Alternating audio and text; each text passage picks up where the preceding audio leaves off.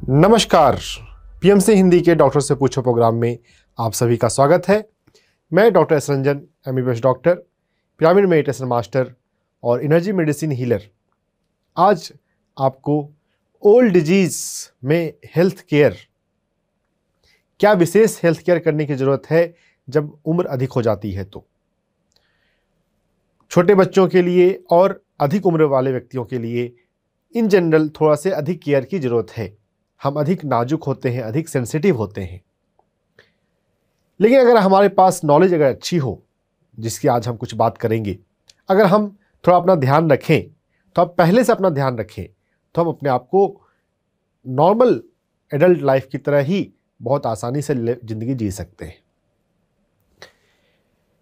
जो सोसाइटी में एक हम विश्वास है, एक सोच है कि ओल्ड एज में अधिक दिक्कतें आती हैं, ओल्ड एज होने पे ये सारी दिक्कतें होती हैं, ये जो एजिंग से रिलेटेड जो सोच है, हमें सबसे पहले उस पर काम करने की ज़रूरत है। हम मूल रूप से चेतना है, आत्मा है। शरीर हमारे अस्तित्व का एक आयाम है। एक तल पर हम शरीर है, लेकिन हम अधिक तलों पर तो शाश्वत चेतना है। ध्यान से जब हम आत्मज्ञान की ओर बढ़ते हैं, अपने आप को जानने के लिए, हु एम आई, तो हम यह भी जानते हैं कि हम शरीर से कहीं अधिक हैं। तो अगर हम शरीर से अधिक हैं और शरीर से अधिक जो हम हैं उस तल पे अगर हम जीवन को जी रहे हैं, तो वही अधिक डोमिनेट करेगा। शरीर का केयर करने के लिए हमें शरीर से अलग होकर अगर शरीर को हम देख सकते हैं, तो हम ज़्यादा बेहतर केयर कर सकते हैं। एक वैज्ञानिक ने कहा था कि अगर मुझे स्पेस में खड़े होने की जगह मिल जाए, तो मैं पूरी पृथ्वी को भी हिला सकता हूं, पलट सकता हूं। फिजिक्स में लीवर के सिद्धांत पे था कि अगर हम दूर हैं, बाहर हैं, अलग हैं, तो हम थोड़े से भी एफर्ट से बहुत बदलाव ला सकते हैं। अगर हम अपने आप को शरीर से अधिक जानते हैं, तो हेल्थ का केयर करना ज़्यादा ईजी है। मुख्य बात यहां से शुरू होती है। तो अपने आप को शरीर ना समझें, अपने आप को चेतना जाने, आत्मा के रूप में बात करें। एज मुख्य रूप से नंबर का गेम है, माइंड का। अपने एज के बारे में ज़्यादा नंबर वाइज ज़्यादा ना बोलते रहें। इतनी एज हो गई है, इतनी एज हो गई है, तो इतनी हेल्थ प्रॉब्लम तो आएगी ही। जो हम बोलते हैं, स्पिरिचुअलिटी में यह बात कई अलग अलग टीचरों ने हमें बात बताई है, सिखाई है कि हम जो बोलते हैं, जो हम बार बार बोलते हैं, हमारे भीतर वो बैठ जाता है और वही फिर फिजिकल रियलिटी में रिफ्लेक्ट होता है। अगर हम जो प्रिवेलेंट बिलीफ सिस्टम है, अगर हम उसको इंटरटेन नहीं करते हैं, अगर हम उसे अपने तरफ से पानी नहीं देते हैं, उसके बारे में सोच विचार नहीं करते हैं, तो हमारे लिए वो सच नहीं होता है। हमें अपनी आध्यात्मिक सत्ता को, अपनी आत्मा के नेचर को अधिक ध्यान में रखना है और उसके अनुसार जीवन जीना है। मैं शरीर नहीं, आत्मा हूं। आपको यह बात ध्यान से समझ में आनी चाहिए। और जब तक अनुभव नहीं होता है, तब तक आप उसे अफर्मेशन के द्वारा भी पकड़ सकते हैं।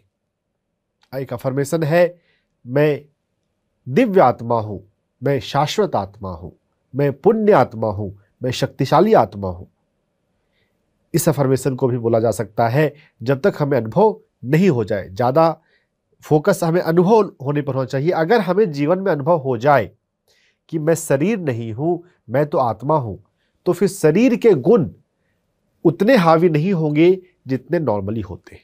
देखिए, शरीर रहेगा, ऐसा नहीं है कि शरीर बिल्कुल उसमें परिवर्तन नहीं आएंगे, लेकिन आपके सोचने का प्रभाव अधिक पड़ेगा। फिर अगर आपको यह रियलाइजेशन हुआ है, तो चेतना का, आत्मा से, चेतना से आप अपने लाइफ को ऑपरेट कर सकते हैं।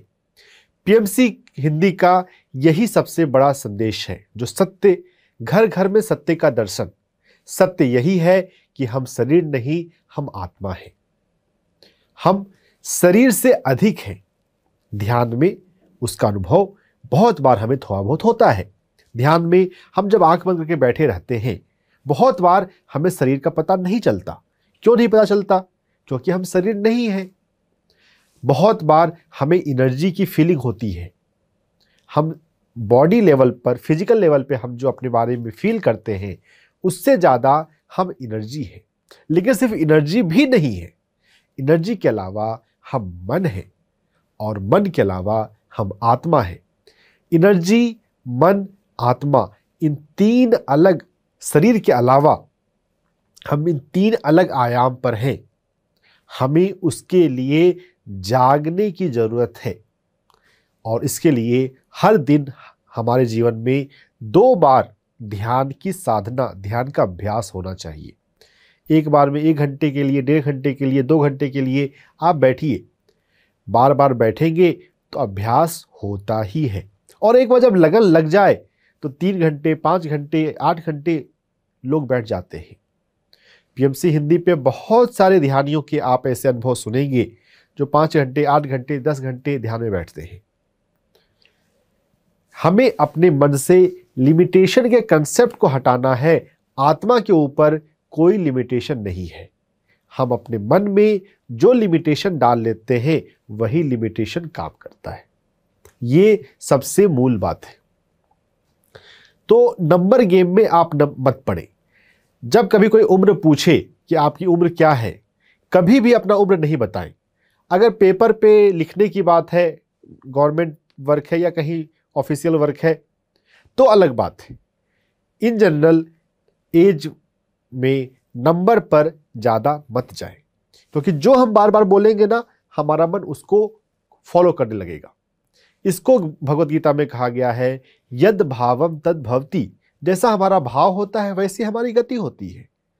अगर आप ये सोचेंगे कि अब तो उम्र हो गई है, अब तो घुटने का दर्द आएगा ही, अब नहीं चला जाएगा, अब आप ऐसा सोचेंगे तो वो आपके लिए वही सच हो जाएगा। इसको नहीं सोचना है। देखिए, शरीर है, कुछ चीज़ें हो सकती हैं।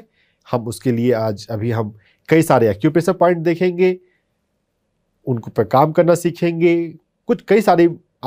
बहुत सारे आज हमारे लिए लर्निंग पॉइंट है, उनको आजमाते जाएंगे।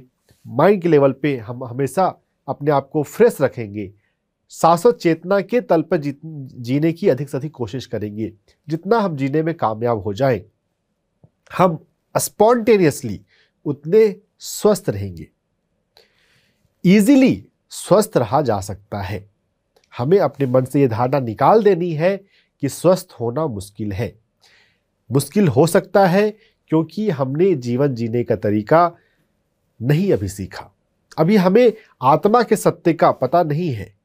जैसे जैसे हमें पता चलते जाए, जीवन जीना, स्वस्थ रहते हुए जीवन जीना उतना आसान है। पीएमसी हिंदी का वही प्रयास है, मेरा वही प्रयास है। तो अलग अलग हेल्थ मैटर को हम लेंगे। सबसे पहले मैं लेता हूं हमारे हार्ट का हेल्थ। वैसे अपने हृदय को स्वस्थ रखना तो हर एक उम्र में जरूरी होता है, लेकिन जब उम्र ढल रही हो, ओल्ड एज में, ब्लड का सर्कुलेशन हेल्थ में सबसे महत्वपूर्ण है। अगर हमारे हाथ और पैरों में अगर ठीक से खून ही नहीं दौड़ेगा तो दूसरी प्रॉब्लम तो आएंगी। किसी भी हेल्थ कंडीशन में ये इंश्योर करना जरूरी है कि हार्ट ठीक काम कर रहा है।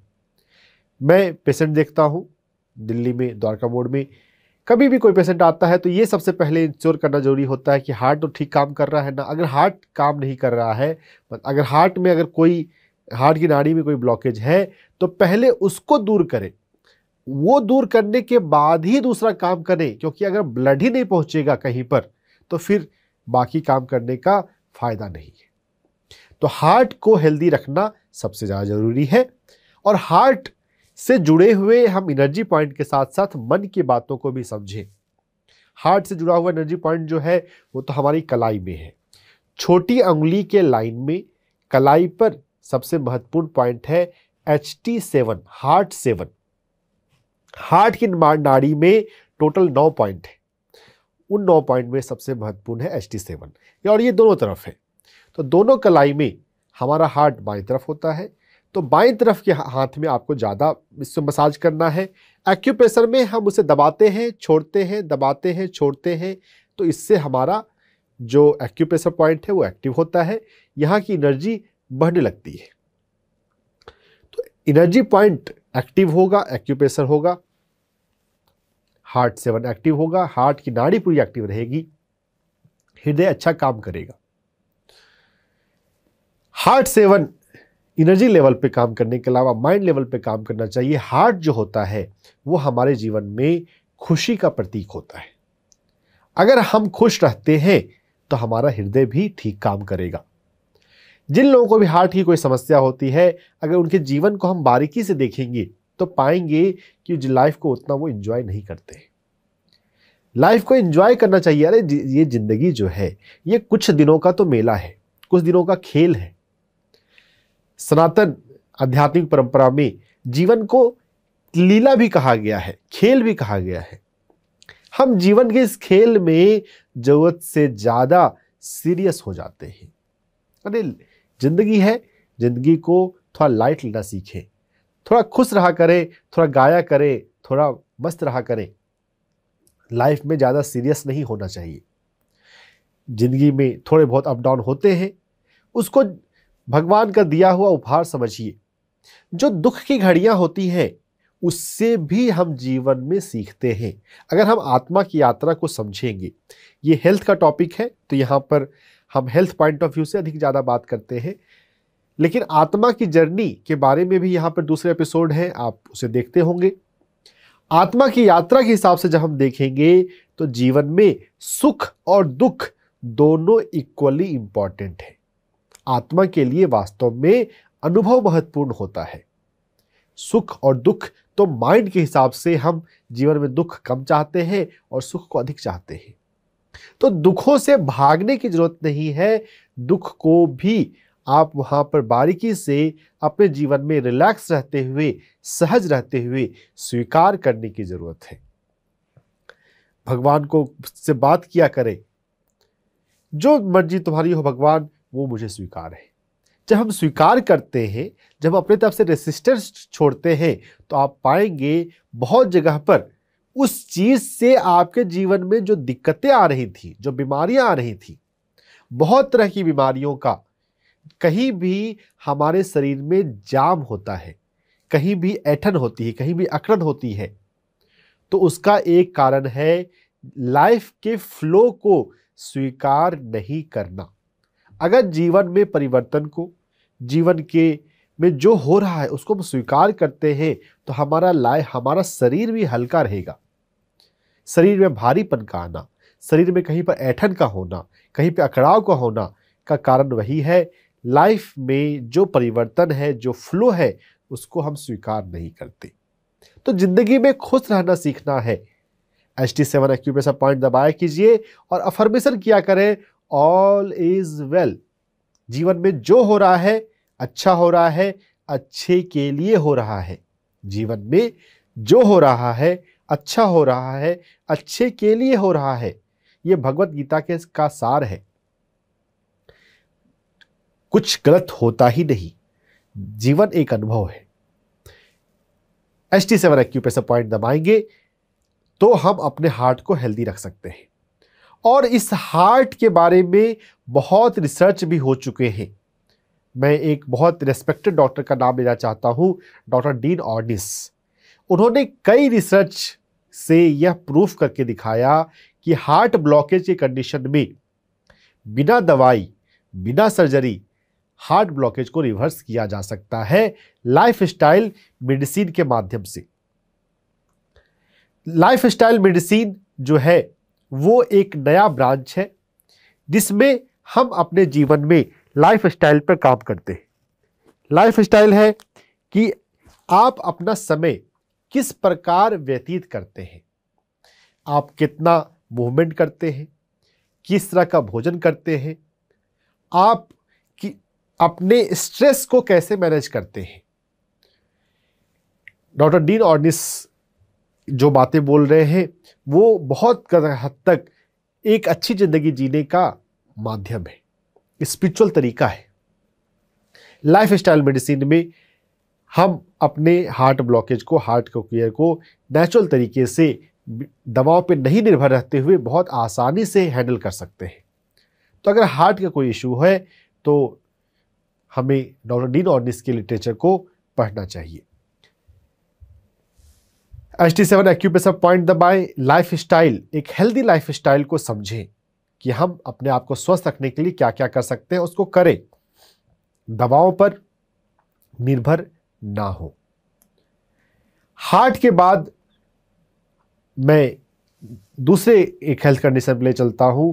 बहुत बार भूख कम हो जाती है ओल्ड एज में, तो भूख बढ़ाने के लिए या फिर न्यूट्रिशनल लेवल पर किसी भी चीज को अच्छा करने के लिए जो भी हम पोषक तत्व लेते हैं, न्यूट्रिशनल सप्लीमेंट लेते हैं, अगर न्यूट्रिशनल सप्लीमेंट अगर हमारी बॉडी में जा रहा है लेकिन वो एब्जॉर्ब नहीं हो, सिंपल सी बात होती है कि खाना भोजन को खाना और जो खाया है वो शरीर में लगना, वो दोनों दो अलग बात है।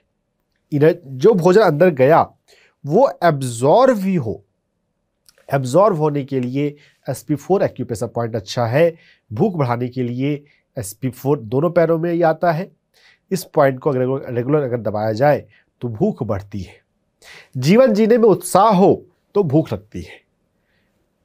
भूख बढ़ाने के लिए SP4 एक्यूप्रेशर पॉइंट किया जा सकता है। हमने हार्ट का केयर देखा, और भोजन के मामले में हमें यह बात भी समझें कि हम जितना प्राकृतिक भोजन पे रहें उतना हमारे स्वास्थ्य के लिए अच्छा है। फाइबर्स बहुत इंपॉर्टेंट है। प्रोबायोटिक और प्रीबायोटिक, ये दो कंसेप्ट थोड़े से हम समझ लें। अगर हमारे पेट में, हमारी आंतों में बहुत सारे हेल्दी बैक्टीरियाज होते हैं जो साथ साथ जीवन जी रहे हैं, और ये शुरुआत से है। जब से बच्चे का जन्म होता है तब से शरीर में हमारे साथ कुछ ऐसे बैक्टीरिया होते हैं जो हमारे साथ साथ जीवन जीते हैं, और हमारी बड़ी आंत हमारी आंतों में वो बहुत महत्वपूर्ण है। अगर वो ठीक से प्रोपोर्शन में रहते हैं तो हमारा डाइजेशन अच्छा होता है, भूख ठीक से लगती है, भोजन पचेगा तो ही भूख लगेगी। तो कभी कभी वो हेल्दी बैक्टीरियाज का जो प्रोपोर्शन है वो हमारे पेट में गड़बड़ हो जाता है, जिसको डिसबायोसिस कहते हैं, लीकिंग गट सिंड्रोम भी कहते हैं। SP4 एक्यूप्रेशर पॉइंट दबाने से हमारे शरीर में डाइजेस्टिव सिस्टम का हेल्थ अच्छा रहता है। साथ ही साथ हम फाइबर्स अधिक लिया करें। फाइबर्स प्रीबायोटिक होते हैं, तो उससे उन पर हेल्दी बैक्टीरियाज ग्रो करते हैं। तो सब्जियों में फाइबर्स होता है, फलों में फाइबर्स होता है, और मिलेट्स में 5 तरह के मिलेट्स हैं। वो 5 तरह के मिलेट डॉक्टर खादरवली बहुत प्रमोट कर रहे हैं 5 मिलेट के सिस्टम को। 5 मिलेट्स हमारे स्वास्थ्य के लिए बहुत अच्छे हैं, तो उनका सेवन हम क्या करेंगे तो फाइबर्स से डाइजेस्टिव सिस्टम अच्छा रहेगा। जो प्रोबायोटिक है वो दही में भी अच्छा होता है, दही, छाछ, मट्ठा, तो यह भी हमारे हेल्थ के लिए अच्छे हैं। जब मैं हॉस्पिटल में काम किया करता था पहले, MBBS के बाद शुरुआती 5 साल में हॉस्पिटल में रहा, तो जब भी कभी कोई लूज मोशन का पेशेंट आता है, हम उसको उस लूज मोशन को बंद करके दवा देते हैं, तो साथ में प्रोबायोटिक भी टैबलेट देते हैं, लैक्टोबैसिलस, जो कि नेचुरली दही में मिलता है। तो अगर हम समझ जाएं कि प्राकृतिक क्या है, तरीका है, तो हम बहुत आसानी से अपने शरीर में प्रीबायोटिक, प्रोबायोटिक ले सकते हैं, रख सकते हैं। तो प्रीबायोटिक है फाइबर्स और प्रोबायोटिक है दही में। और दही जो अगर लें तो घर की दही ही अच्छी है, घर की जमी हुई दही है तो वो स्वास्थ्य के लिए ज़्यादा अच्छा है। तो हार्ट का केयर और हमारे पेट का केयर के बाद अब मैं चलता हूँ हमारे जॉइंट्स, हमारे बोन्स का केयर।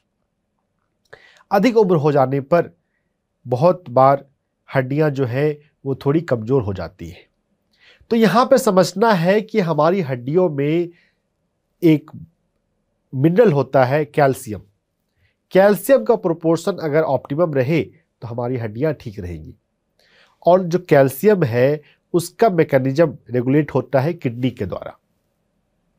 तो अगर हमारी किडनी ठीक काम कर रही है तो कैल्शियम ठीक रहता है, और कैल्शियम ठीक रहता है तो बोन ठीक रहता है। तो हमारी किडनी ठीक काम करे इसके लिए वैसे भोजन जो किडनी के लिए अच्छे हैं। आयुर्वेद में यह सिद्धांत है कि जो भी खाने पीने की चीजें किसी ऑर्गन जैसी दिखती है तो उस ऑर्गन के लिए वो सबसे अच्छा होता है। तो राजमा को इंग्लिश में क्या कहते हैं? राजमा को इंग्लिश में किडनी बीन कहा जाता है। तो नाम में ही किडनी आ रहा है, यानी कि हमें समझना चाहिए कि किडनी के लिए ये हेल्दी है। तो ओकेजनली हम राजमा का सेवन कर सकते हैं, ये किडनी को अच्छा रखेगा।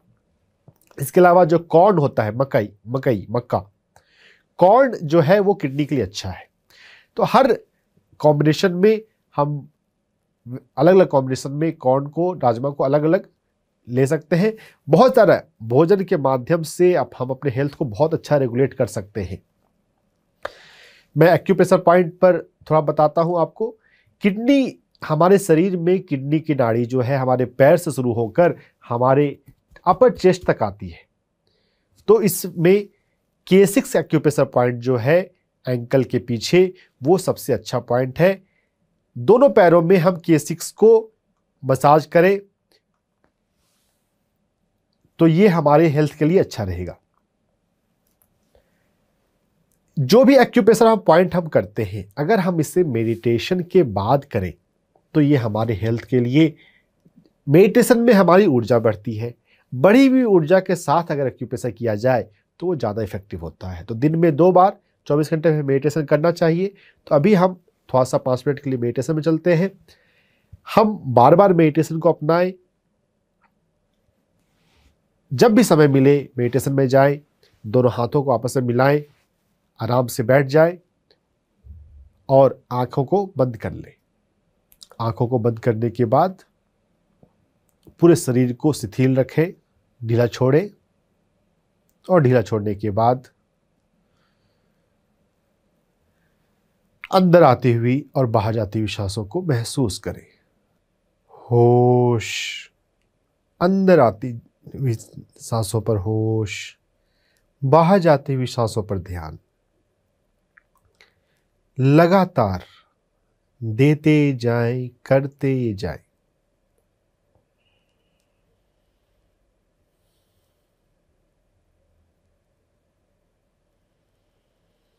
ध्यान बहुत ही सहज है, सरल है, आसान है। अपने मन से ये कंसेप्ट निकाल दें कि ध्यान मुश्किल है।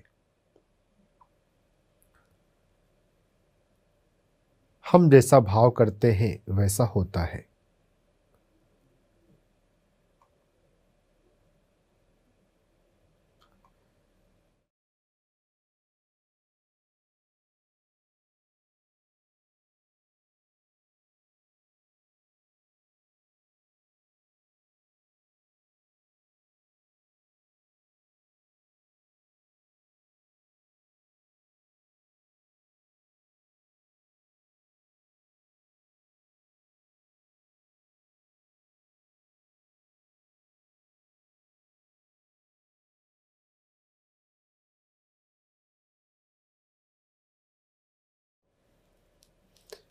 ध्यान, सांसों पर ध्यान। अपने भीतर की ऊर्जा को ब्रह्मांडीय ऊर्जा से जुड़ जाने दें। सारे रोग हमारे शरीर से गायब हो सकते हैं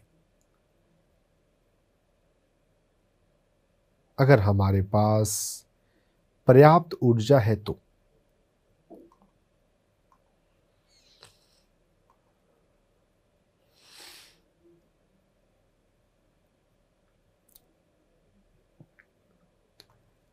स्वस्थ रहने के लिए हमें ढेर सारी ऊर्जा चाहिए।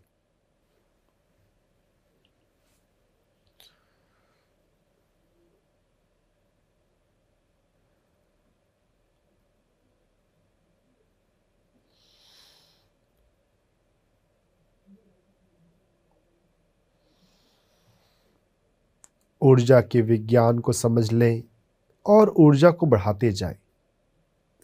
सांसों पर ध्यान लगाने से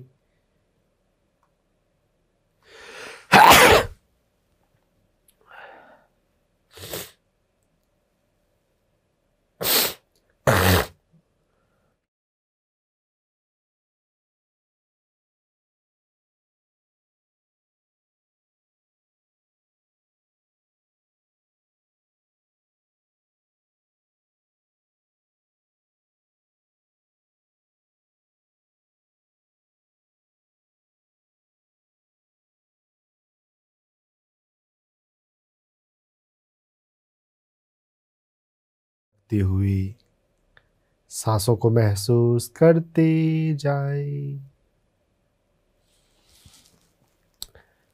सांसों पर आपका ध्यान है, मन शून्य हो रहा है, और जब मन शून्य हो रहा है तो आपकी ऊर्जा बढ़ रही है, यह जाने। आपके चक्रों की ऊर्जा, नाड़ियों की ऊर्जा बढ़ रही है।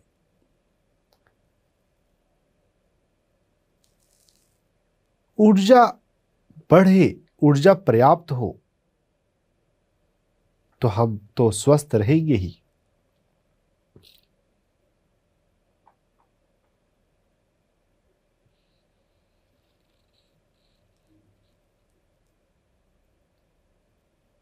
स्वस्थ रहना आसान है अगर हमारे पास ध्यान है, ऊर्जा का, नाड़ियों का ज्ञान है। ध्यान और ज्ञान, नाड़ियों का ज्ञान।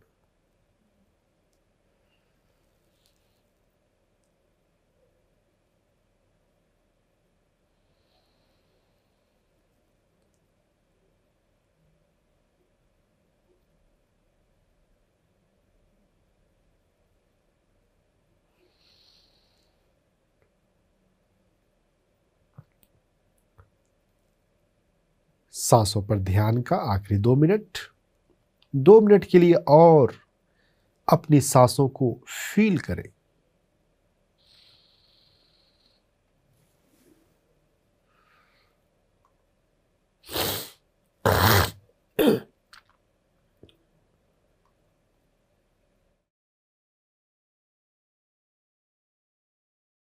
एक श्वास पर ध्यान,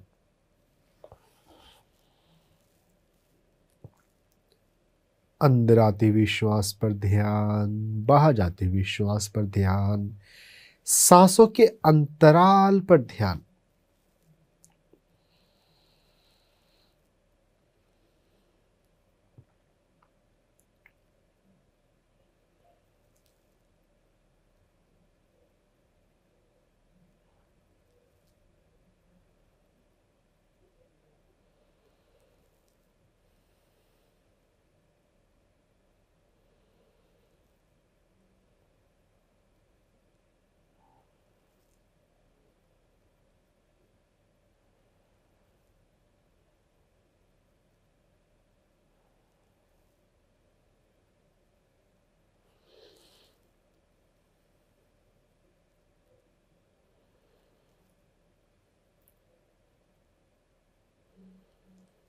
ध्यान, सांसों पर ध्यान,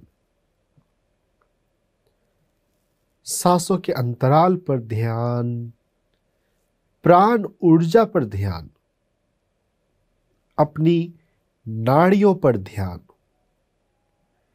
नाड़ियों पर ध्यान का मतलब है नाड़ियों के प्रति सजगता। मेरे भीतर मुझे किन नाड़ियों पर, किन चक्रों पर काम करने की जरूरत है।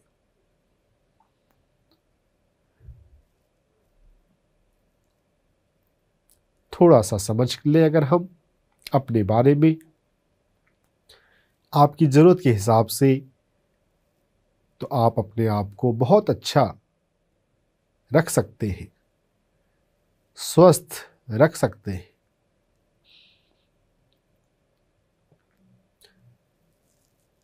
धरती पर हम कष्ट भोगने, बीमार रहने नहीं आते। भगवान हमें रोग के माध्यम से दुख नहीं देना चाहता। अगर हम कष्ट पाते हैं तो अपने अज्ञान की वजह से। समय आ गया है कि अब हम ज्ञान की ओर चलें। ध्यान से ज्ञान, ध्यान से जुड़ा हुआ ज्ञान, स्वयं का ज्ञान, आत्मज्ञान।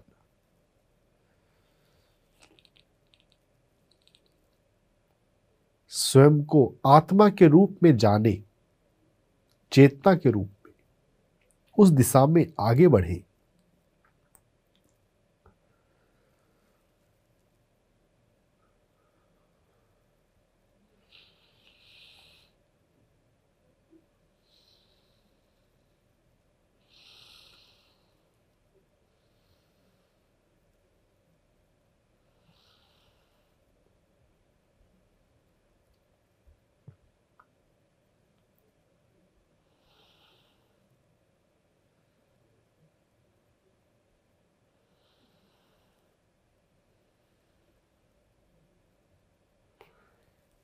ध्यान इतना प्यारा है, जब आपका ध्यान लगने लग जाएगा तो आपको ऐसा लगेगा आँख खोले ही ना, बस बैठे रहें।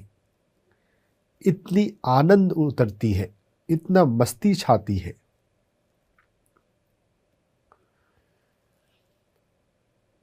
ध्यान शुरू हो जाए तो ध्यान को समाप्त करना बहुत बार मेरे लिए मुश्किल होता है। कैसे समाप्त करें? इतना अच्छा लग रहा है, इतना आनंद उतर रहा है।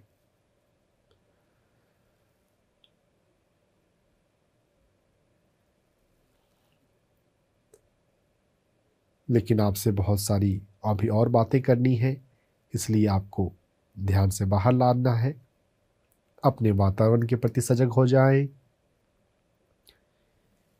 जिस सरफेस पर, जिस जगह पर आप बैठे हुए हैं, उसके प्रति सजग हो जाएं। अपने हाथों और पैरों के प्रति सजग हो जाएं। हाथों और पैरों की उंगलियों के प्रति सजग हो जाएं। अपने हाथों की उंगलियों को और पैरों की उंगलियों को थोड़ा थोड़ा हिलाएं और अपने हाथों को धीरे से अपनी आंखों पर रख लें। 5 सेकंड तक रखे रहें।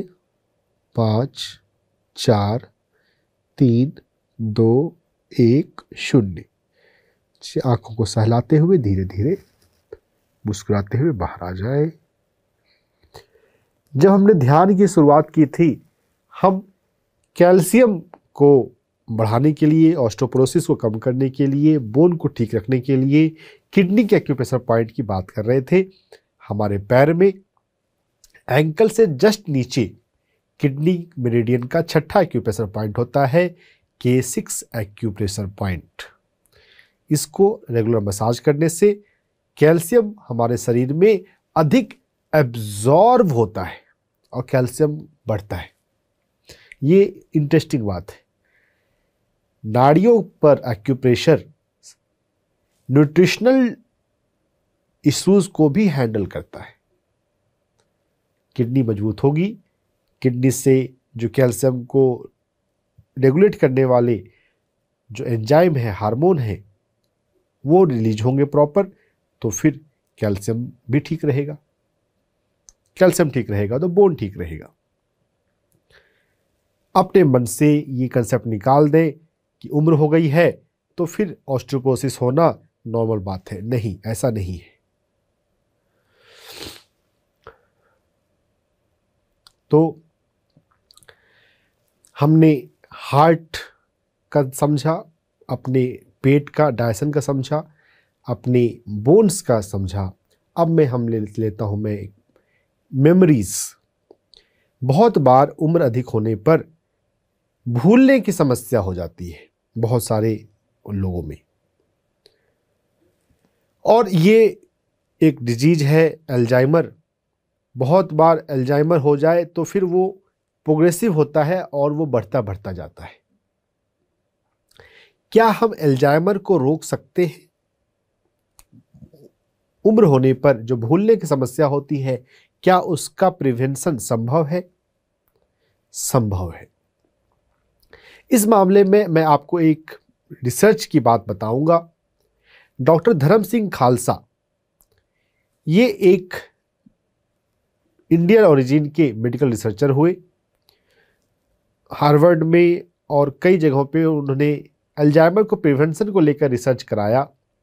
उन्होंने एक इंटरेस्टिंग एक्टिविटी डेवलप करी अल्जाइमर को प्रिवेंट करने के पर्पज से। एक पवित्र मंत्र है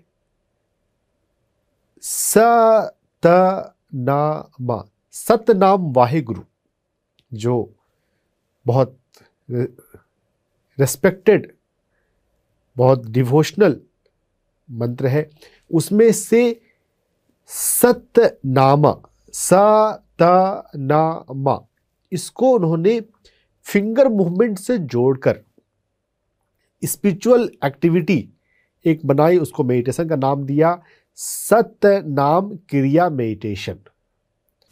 अगर हम ब्रेन को एक पार्टिकुलर वे में स्टिमुलेट करते हैं तो वो एक्टिव रहता है, अगर हम ब्रेन को स्टिमुलेट नहीं करते हैं तो वो स्लो डाउन होने लगता है।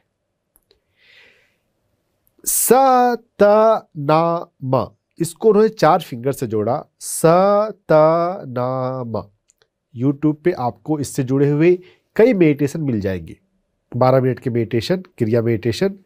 सतनामा, ये अलग अलग टेम्पो में, 3 टेम्पो में होते हैं। शुरुआत में थोड़ा तेज है, फिर थोड़ा सा कम है, फिर बाद में बहुत हल्का, आप बोले भी नहीं, बस आपको मन में ही बात चले, और सबके साथ आप फिंगर मूवमेंट आप जोड़ के रखते हैं। तो देखिए, एक्यूप्रेशर में ये हमारे जो तीनों फिंगर हैं वो पूरी बॉडी को सुजोक में रिप्रेजेंट करते हैं।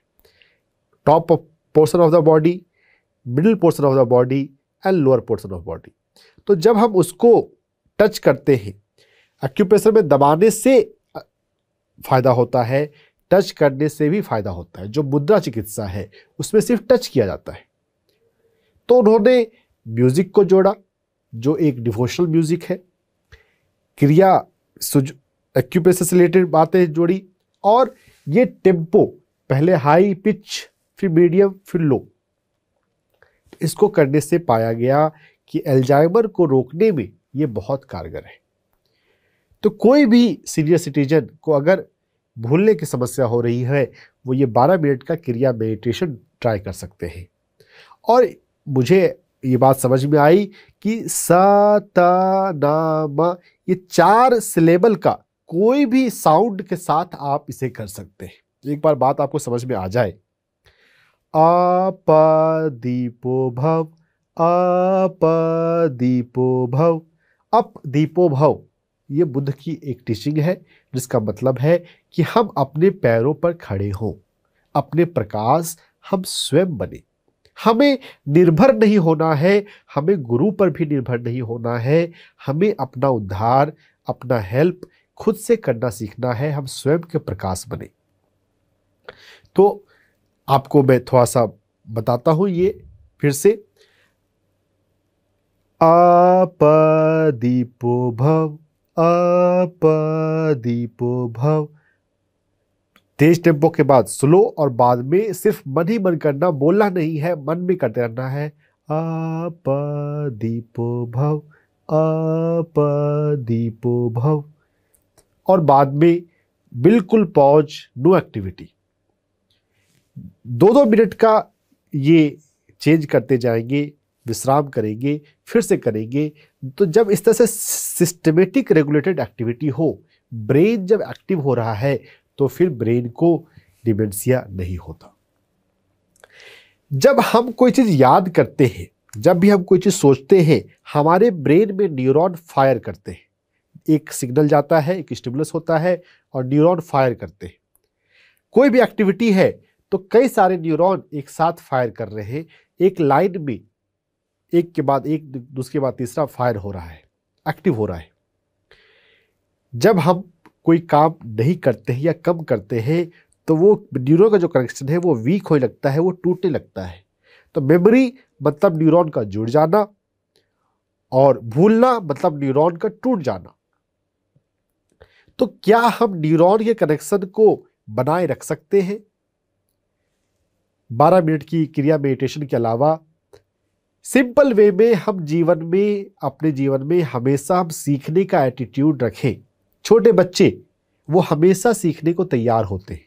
कभी छोटे बच्चों को आप कुछ नया चीज़ कराइए, कोई नया खिलौना दीजिए, वो तुरंत उसको देखने लगेगा कि ये क्या है, ये कैसे काम करता है, इसमें क्या क्या कर सकते हैं।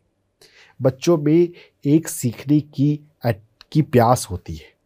कोई भी नया चीज़ देखे उसको एक्सप्लोर करने की चाहत होती है। उम्र ढल जाने पर हम जीवन से एक थकान कहें या वैराग्य कहें, वो समहाउ कम हो जाता है। हमें इसे एक्टिवली बरकरार रखने की ज़रूरत है।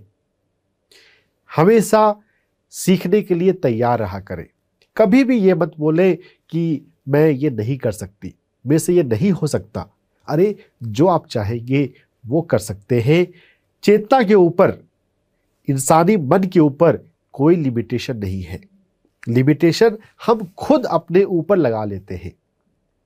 तो हमेशा सीखने को तैयार रहे, हमेशा नया करने को तैयार रहे।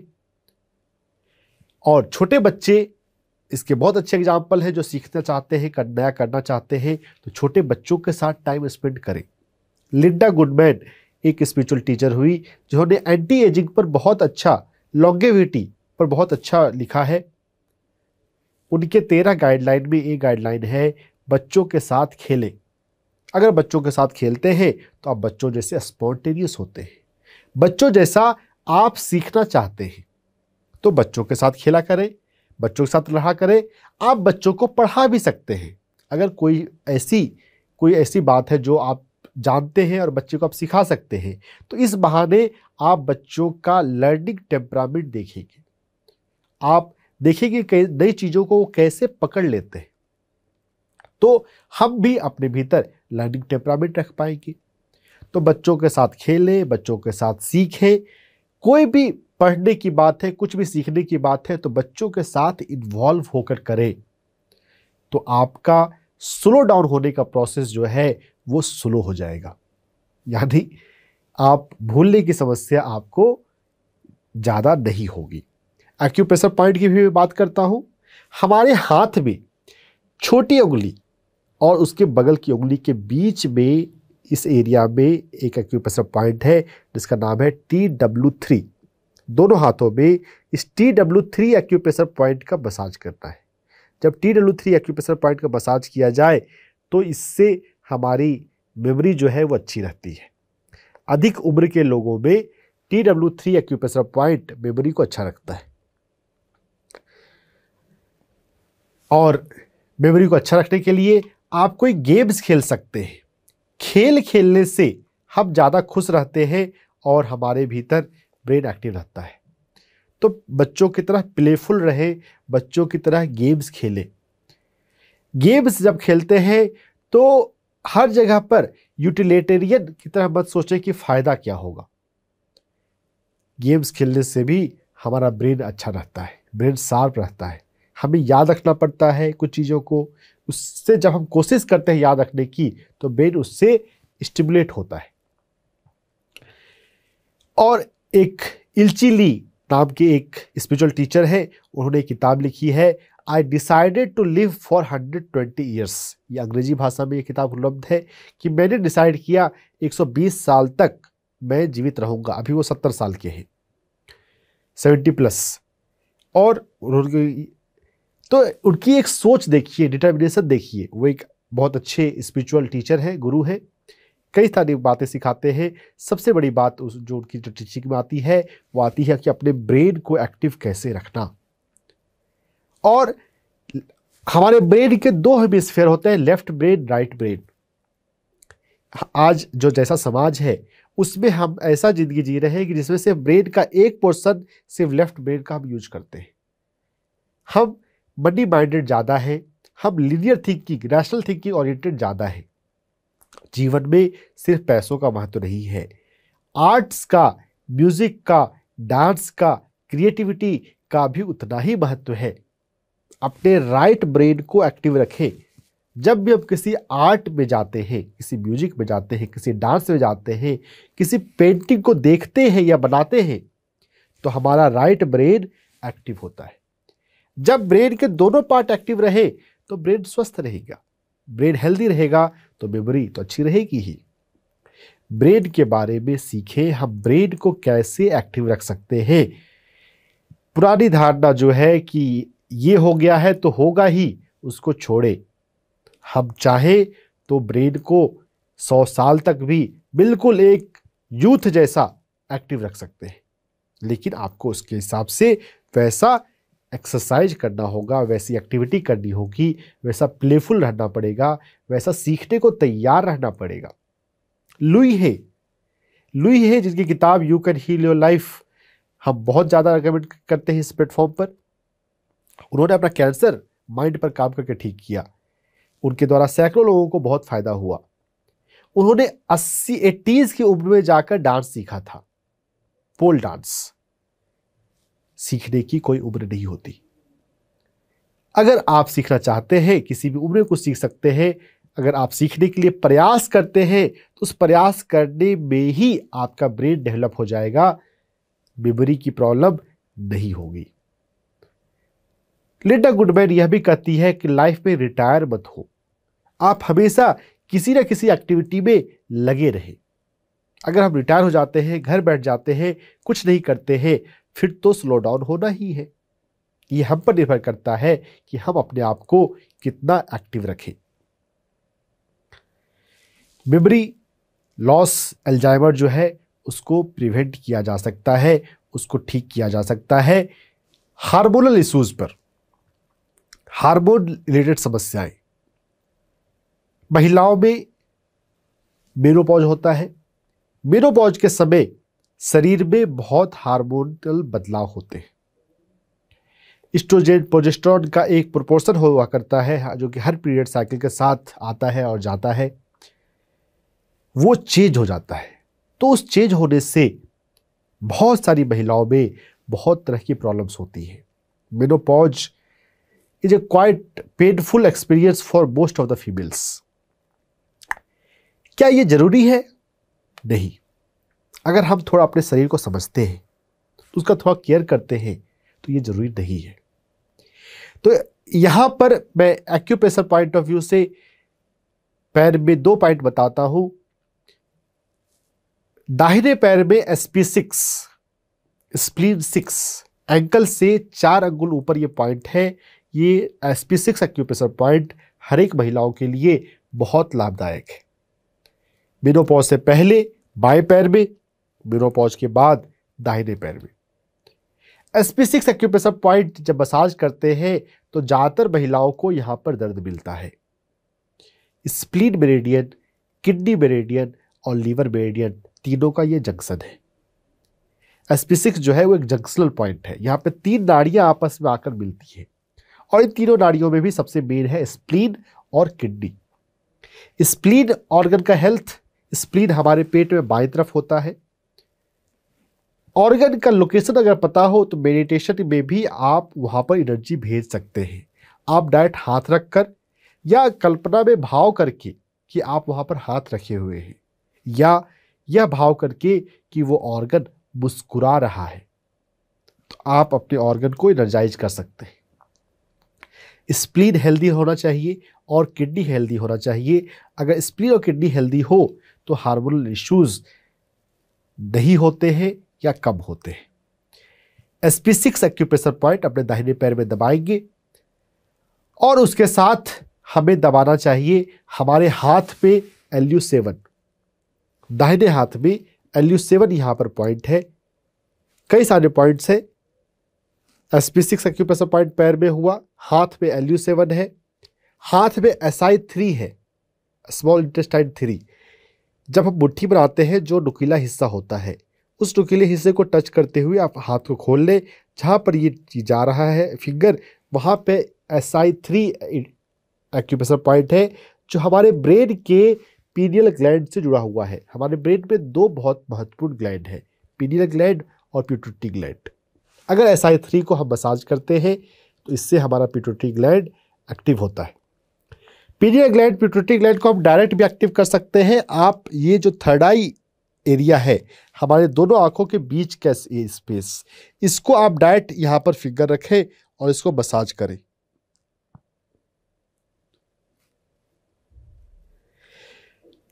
इसे लगभग 2 मिनट के लिए हमें मसाज देना है।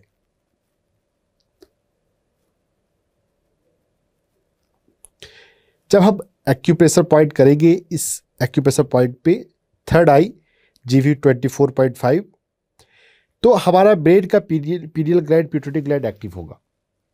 दिन में 2 बार या 3 बार आप इसको कर सकते हैं, सोने से पहले और सुबह जगने के बाद। ये 2 अच्छा समय है जब हम इस पॉइंट को कर लिया करें, तो हमारे ब्रेन का हार्मोनल ग्लैंड एक्टिव होगा।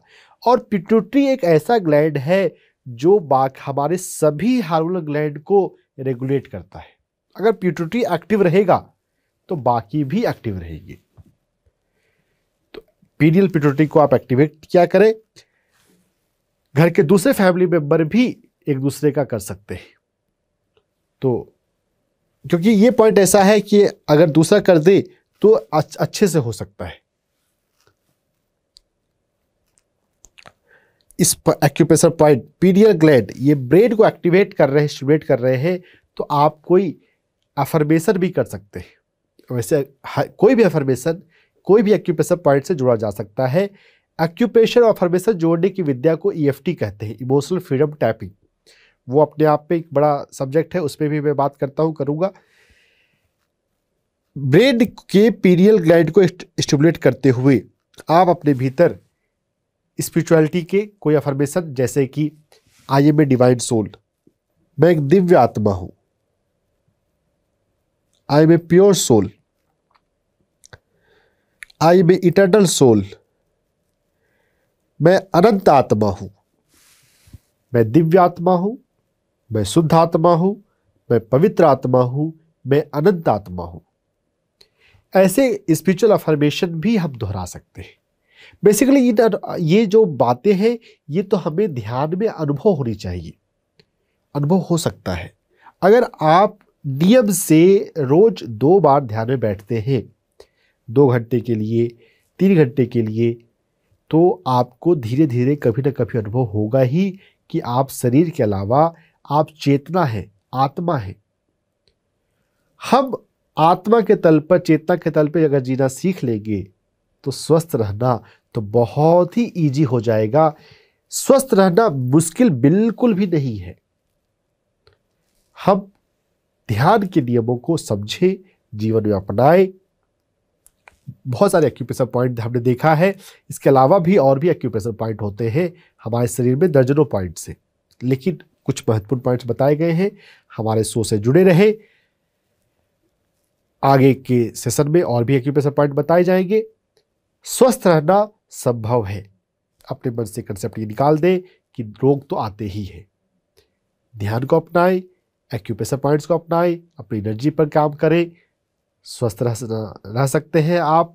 PMC हिंदी आपके अच्छे स्वास्थ्य की कामना करता है। ध्यान करते रहें और मुस्कुराते रहें। नमस्कार।